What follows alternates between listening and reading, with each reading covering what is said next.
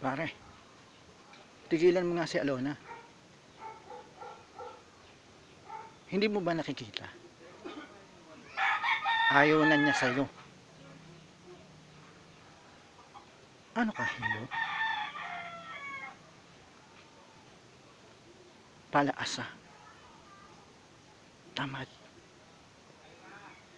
Ayaw magtrabaho. Alam mo pare, kung ako sa'yo, magbikti ka na lang. Para matapos na ang paghihirap mo sa mundong ito. Teka, mukha yatang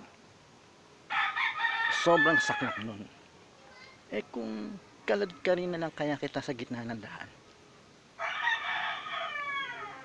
At ipahiya sa mga lalaki para hindi ka pamarisan nila.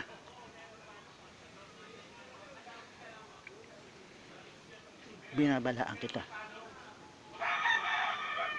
Masama akong magalit. Nagkakaintindihan ba tayo? Simula ngayon, huwag mo nang gagambalain pa si Alona. Dahil akin siya.